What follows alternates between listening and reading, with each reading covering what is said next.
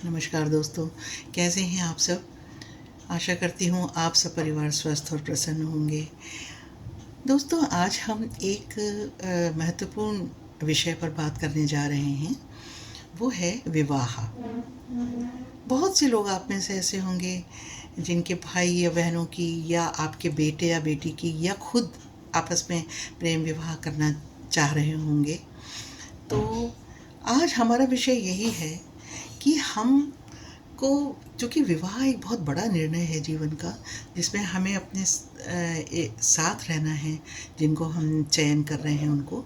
तो क्या हम जो सिलेक्शन करते हैं या जो चयन करते हैं हम अपने बेटी के लिए या बेटे के लिए या खुद अपने लिए चयन करते हैं, कितना करना चाहिए और क्यों करना चाहिए? क्या केवल जन्मपत्री मिलान काफ़ी है? नमस्कार, मैं वंदना शुक्ला।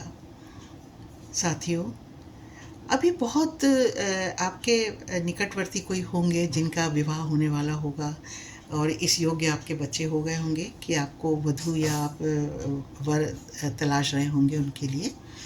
आज हम ये बात करेंगे कि क्या केवल जन्मपत्री मिलान से आप निश्चिंत हो जाते हैं या आपको होना चाहिए कि हमारे बच्चों का भविष्य इससे तय हो जाएगा और सक्सेसफुल रहेंगे वो पूरा जीवन, यदि पंडित ने ये घोषणा कर दी कि उनके सारे गुण मिल रहे हैं। क्या ये सच है?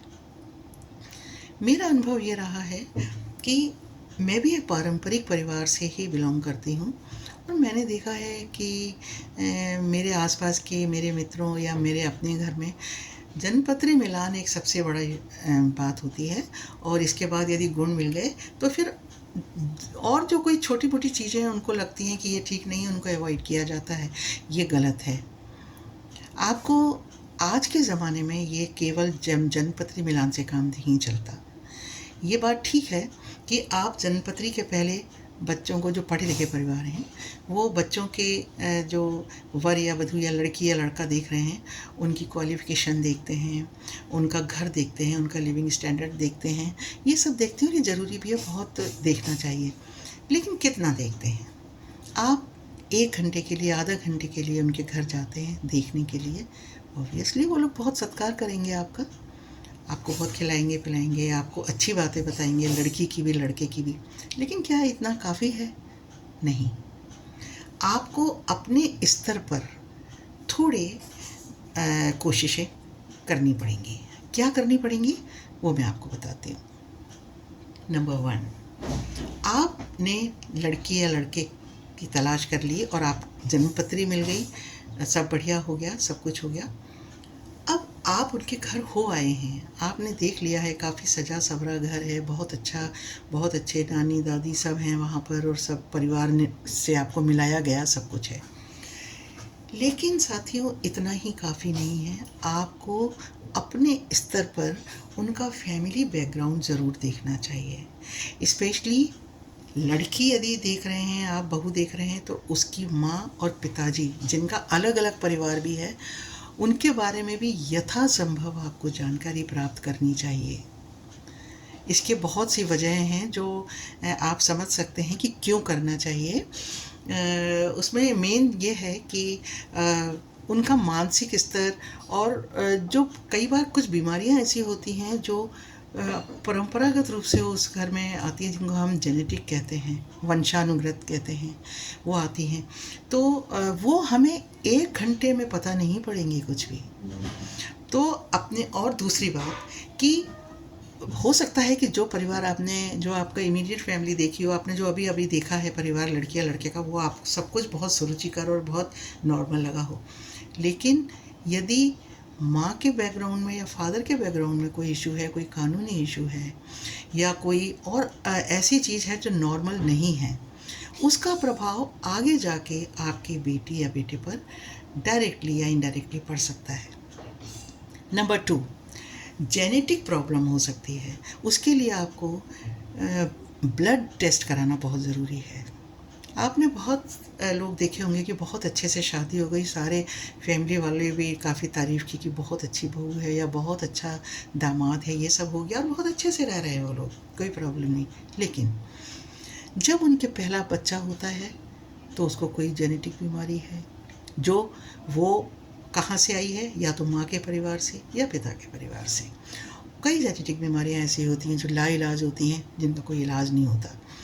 ये किसी भी माँ बाप के लिए या उसके परिवार के लिए बहुत ही ज़्यादा पीड़ादायक होता है। तो इस तरह की चीज़ें देखने के लिए, या कई बार ऐसा होता है कि बच्चे नहीं होते हैं, तो ये भी बच्चे होना एक बहुत ज़रूरी और बड़ी बात होती है, खुशी का सबब होता है किसी भी फैमिली के लिए। लेकिन यदि नहीं होते हैं तो यदि आप ब्लड टेस्ट कराएंगे शादी के पहले, लड़की या लड़के का, तो इससे आपको ये चीज़ें पता पड़ सकती हैं। अभी मैंने एक जर्मन डॉक्टर हैं, उनकी एक रिपोर्ट पढ़ी है, तो उसमें उन्होंने यहाँ तक दावा किया है कि हम एक ब्लड टेस्ट होता है, वो लिवर की उससे जानकारी मिलती है, तो उससे ये पता पड़ता है कि जिसका हमने ब्लड टेस्ट लिया है वो, उसको किसी अर्ली एज में कहीं हार्ट अटैक की प्रॉब्लम तो नहीं होगी।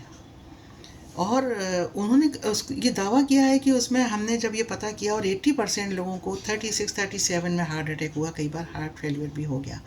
तो ये उन्होंने, हालांकि ये बाहर की रिपोर्ट है, ये विदेश की रिपोर्ट है और जो मैंने रिसेंटली पढ़ी है, लेकिन मेरे अपने मुद्दे से भी ये हमारे मुद्दे जो हम बात कर रहे हैं, चर्चा कर रहे हैं, इससे भी कहीं ना कहीं मेल खाती है।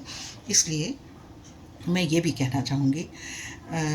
तो ये, और दूसरी बात ये कि आप जब भी लड़की या लड़के को देखें तो उससे ज़रूर मिलें, और ये आपको गहराई से देखना होगा कि यदि आप जॉइंट फैमिली में हैं और आप ये चाहते हैं कि बहू जॉइंट फैमिली में ही रहे और उसी फैमिली की आए, तो आपको लड़की से बात करके प्लस आपको उसके रिश्तेदारों से या उसके पड़ोसियों से ये बात करके पता करना पड़ेगा कि क्या इस लड़की का मिजाज इस तरह का है। कई बार हमें उस समय, क्योंकि जल्दबाजी होती है और सब कुछ बहुत अच्छा अच्छा लगता है, तो हमें लेकिन बाद में जाके इश्यूज़ पैदा हो जाते हैं। और इसमें एक बात है, ये थोड़ी जटिल चीज़ है ये सोचना। एक बात ये भी है कि घर वालों को भी, मतलब ऐसा नहीं है कि कोई भी दोष होगा या कोई इशू होगा तो वो लड़की या लड़के में ही होगा। फैमिली वालों को भी बहुत एडजस्ट करके करने की ज़रूरत होती है, चाहे वो संयुक्त परिवार में रहें वो लोग या फिर अलग रहें।